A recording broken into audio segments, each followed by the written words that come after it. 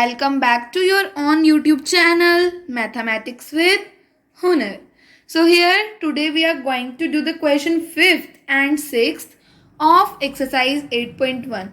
Yesterday we have discussed 2nd, 3rd, 4th question ना. So today we are discussing question 5th and 6th. जो हमने 2nd, 3rd और 4th question discuss किए थे exactly उसी की तरह ही क्वेश्चन 5th हम करेंगे. वही सेम है, बस थोड़ा सा क्या है कि उधर कॉस थीटा दे दिया तो आपने और अदर ट्रिग्नोमेट्रिक रेशियोज निकाल दिए. यहाँ सेकेंड थीटा गिवन है, कहीं साइन थीटा गिवन होगा, मतलब आपको कुछ एक ट्रिग्नोमेट्रिक रेशियो गिवन है. From there you can find out all trigonometric ratios. अगर आपके पास एक ट्रिग्नोमेट्रिक रेशियो तो आप वहाँ से कितने भी मतलब जितने ट्रिग्नोमेट्रिक रेशियोज हैं आपके 5 वो सारे आप निकाल सकते हैं. ठीक है. So here let's discuss the question number 5th without wasting our time. So now let's get started.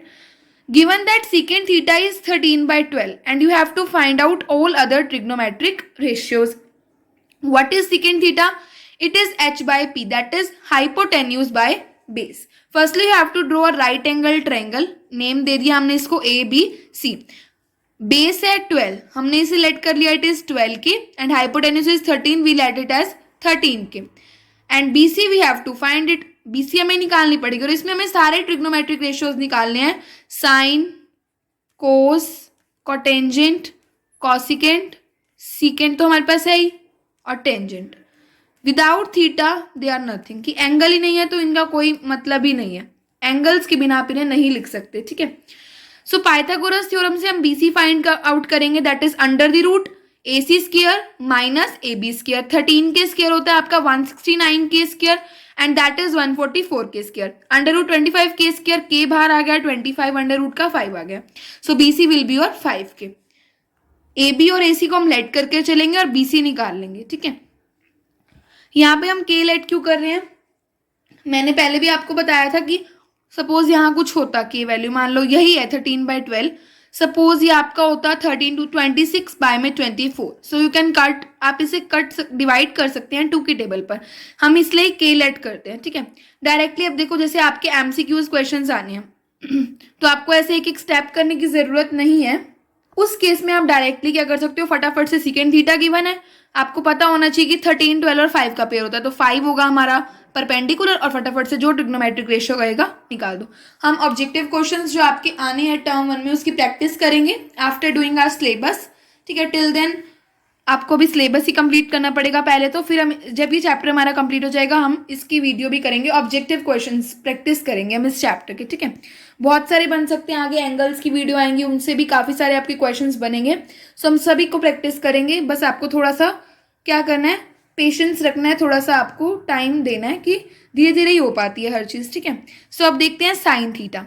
Sine theta आपका क्या होता है, परपेंडिकुलर बाय हाइपोटेन्यूज. आपको एक बात याद रखनी है, दैट इज PBP HHB. ये आपको याद रखना बहुत इंपॉर्टेंट है, अदरवाइज आप कोई भी ट्रिग्नोमेट्रिक रेशियो को फाइंड आउट नहीं कर सकते. दैट इज पंडित बद्री प्रसाद हर बोले. ठीक है. पंडित P/H, that is sine theta, B/H cos theta, P/P tangent theta. Line wise ये भी याद रखने हैं. और टेंजेंट का उल्टा cotangent, that is base by perpendicular. ठीक है. एंड कॉस का उल्टा सीकेंट H/P जो हमें गिवन ही है. एंड साइन का opposite cosecant, that is H/P. Okay. So अब हमें यही ट्रिग्नोमेट्रिक रेशियोज निकालने हैं. बिल्कुल ईजी है. देखो ये मैं क्या लिख लेती हूँ, ये मेरे पास क्या है, परपेंडिकुलर है, ये मेरे पास क्या है, बेस है, और ये मेरे पास क्या है, हाइपोटेन्यूज है.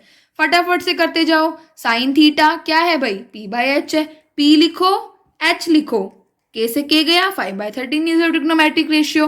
कॉस थीटा क्या होता है, B/H, B लिखो 12, H लिखो 13, 12/13.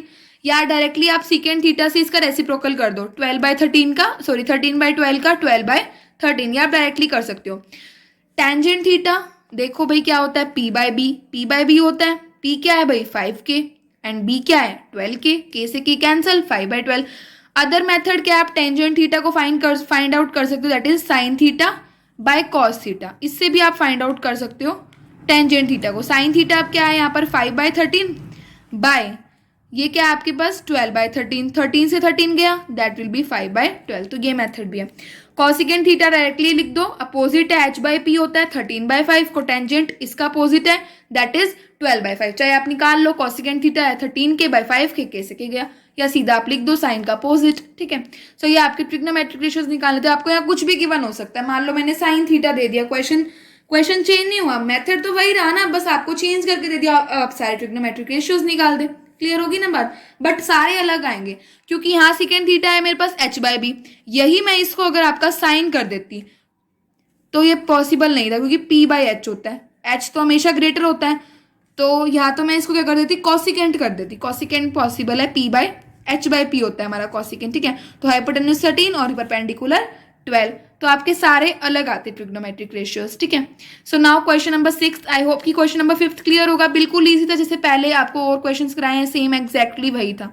अब क्वेश्चन नंबर 6 देखते हैं। In angle, if angle A and B are acute angles such that cos A और कॉस बी आपके इक्वल है। Firstly you will draw a triangle ABC, आपने एक ट्रायंगल ड्रॉ कर ली, उसने कहा कि angle A and angle B acute angles हैं, इट मीन्स एंगल सी पर आपका होगा राइट एंगल और अदर आर एक्यूट एंगल्स। कितना भी हो सकता है, मान लो ये 60 है तो ये 30 है, 45 है तो ये भी 45, कुछ भी हो सकता है, but acute angles are the angles which are less than 90, जो 90 से छोटे होते हैं, ठीक है। अब आपको cos A और cos B इक्वल गिवन है, आपको शो करना है एंगल A और एंगल B इक्वल, बिल्कुल इजी है, very easy question. Angle A and angle B are acute angles. cos A आपको पता है cos होता क्या है, B/h, बेस बाय में हाइपोटेन्यूज। cos A, अब आपको क्या लेना है, थीटा A पर, यानी ये वाली साइड क्या लोगे, A जो आपकी साइड है, A किस किस से कनेक्टेड है, AB and AC। So AB तो आपकी क्या है, हाइपोटेन्यूज, तो बची क्या AC, तो इसको क्या लोगे, बेस, AC/AB। अब चाहिए हमें cos B, तो हमें क्या करना पड़ेगा, रोटेट करनी पड़ेगी ट्राइंगल। B साइड किस किस के साथ कनेक्टेड है, BC and BA। So BA तो हमारा क्या है, हाइपोटेन्यूज तो सेम रहेगा, और थीटा किसके साथ कर रहा है, एडजेसेंट साइड कौन सी है थीटा के, BC, तो यहाँ बेस BC हो जाएगा, चेंज हो गया ना। ये एंगल बदलते ही ट्राइंगल में आपका जो आंसर है वो चेंज हो जाएगा। ध्यान रखना है कि जो आपको थीटा बोला है उसी वाली साइड को, एडजेसेंट साइड को आपने क्या लेना है, बेस लेना है। अब AB से AB कैंसिल कर सकते हो, यहां से क्या आ गया, AC इक्वल BC। अब AC इक्वल BC, अब जाओ अब अपनी 7th क्लास में, याद करो आपने 7th क्लास में थ्योरम की थी कि अगर टू साइड्स इक्वल है तो उनके अपोजिट एंगल्स भी क्या होंगे, इक्वल होंगे। तो AC इक्वल BC है, यहां से मैं क्या लिख सकती हूँ, AC के अपोजिट एंगल क्या, एंगल B, और BC का A। यहां से क्या होगा, angle B equal angle A। Reason आपको मेंशन करना पड़ेगा, angles opposite to equal sides are equal, hence proved. So this is your question number 5th and 6th। I hope कि आपको अच्छे से क्लियर होंगे। So that's all for today. Do like, share and subscribe your on YouTube channel. Thank you.